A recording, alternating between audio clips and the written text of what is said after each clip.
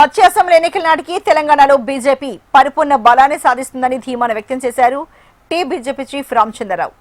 ఏ పార్టీతోనూ పొత్తు లేకుండా ఒంటరిగానే పోటీ చేసి గెలుస్తామన్నారు. బీఆర్ఎస్ తో ఎలాంటి పొత్తు లేదని స్పష్టం చేశారు. ఇక ముందు కూడా బీఆర్ఎస్ తో ఎలాంటి పొత్తు ఉండబోదన్నారు. తెలంగాణలో బీజేపీ అధికారంలోకి రావడం ఖాయమనంటున్న బీజేపీ చీఫ్ రామచంద్రరావుతో మా ప్రతినిధి Srinivas face to face. Nirmal జిల్లా ఖానాపూర్ మున్సిపాలిటీని బీజేపీ కైవసం చేసుకున్న నేపథ్యంలో ఈరోజు రామచంద్రరావు బీజేపీ రాష్ట్ర అధ్యక్షుల ఆధ్వర్యంలో ర్యాలీ నిర్వహించారు. ప్రమాణ స్వీకార కార్యక్రమానికి కూడా అధ్యక్షుల వారు పాల్గొన్నారు. సార్ చెప్పండి, రకరకాల చర్చలు కొనసాగుతున్నాయి. మహిళా బిల్లుకు సంబంధించి ఇప్పుడే మహిళలతో కూడా ఇంటరాక్ట్ అయ్యారు. 16వ తారీఖు మహిళా బిల్లు పెడతా ఉన్నారు, ప్రవేశపెడతా ఉన్నారు. అదేవిధంగా బీఆర్ఎస్ ఏ పార్టీతో పొత్తు ఉండదు, బీజేపీతో అసలు ఉండదని కేటీఆర్ గారు అంటున్నారు. ఏమంటారు మీరు? మేమే ముందు అన్నాము ఏ పార్టీతో మాకు పొత్తు ఉండదు. అది మేము సొంతంగానే మేము మళ్ళీ అధికారం వస్తామని చెప్పి మాకు పూర్తి నమ్మకం ఉంది. కాబట్టి మీ ఏ పార్టీతో పొత్తు పెట్టుకునే లేదు. వాళ్ళు కాంగ్రెస్ పెట్టుకుంటారా, ఎంఐఎంతో పెట్టుకుంటారా, వాళ్ళ ఇష్టం. అది మేము మాత్రం ఎవరితో పెట్టుకోము. అంటే ఇప్పుడు మీరు మాట్లాడినరు ఒంటరిగానే బీజేపీ పోటీ చేసింది వచ్చే అసెంబ్లీ ఎలక్షన్లో, వాళ్ళు కూడా ఒంటరిగానే పోటీ చేస్తామంటున్నారు. ఈ రెండు రకాల ఏమైనా చర్చలు జరిగినాయి రెండు పార్టీల మధ్య? ఏం జరగలేదు. మేము వాళ్ళతో చర్చలు కూడా పెట్టాము. ప్రజలు బీజేపీ చూస్తున్నారు, ప్రజలు కాంగ్రెస్ పార్టీని చూశారు, బీఆర్ఎస్ని చూశారు. ఒకసారి బీజేపీకి అవకాశం ఇస్తారని చెప్పి నేను నమ్ముతున్నాను. అసెంబ్లీ కాన్స్టిట్యున్సీస్ పెరుగుతాయి, అదేవిధంగా పార్లమెంట్ కాన్స్టిట్యున్సీస్ పెరుగుతాయి. ఎట్లా ఉండబోతుంది? రాష్ట్ర రాజకీయాలు ఎట్లా జరగబోతాయి? ఏమేమి మార్పులు ఉంటాయి? మహిళలకు ప్రాతినిధ్యం పెరుగుతుంది. ఒకటి డీలిమిటేషన్ అవుతుంది, 33% పెరుగుతాయి.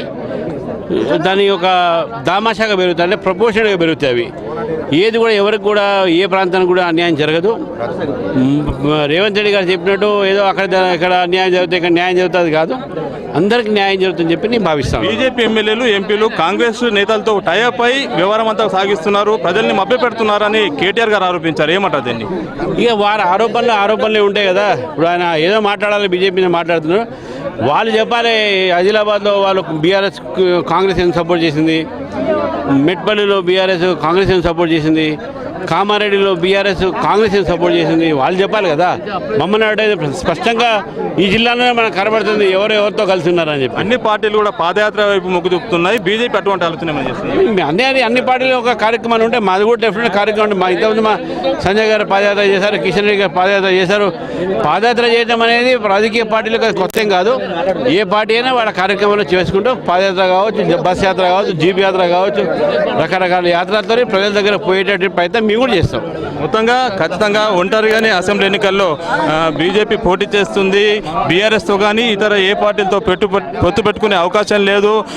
మహిళా బిల్లుకు అన్ని పార్టీలు కూడా సపోర్ట్ చేస్తున్న నేపథ్యంలో 16వ తేదీన పార్లమెంట్లో ప్రవేశపెట్టే మహిళా బిల్లు పకడ్బందీగా అమలు చేస్తాం. అదేవిధంగా ఖచ్చితంగా రాబో అసెంబ్లీ ఎన్నికల నాటికి బలమైన శక్తిగా తెలంగాణలో బీజేపీ ఆవిర్భవిస్తుంది, అధికారంలో రావడం ఖాయమని రామచంద్రరావు పేర్కొన్న పరిస్థితి. Srinivas HN TV Khanapur.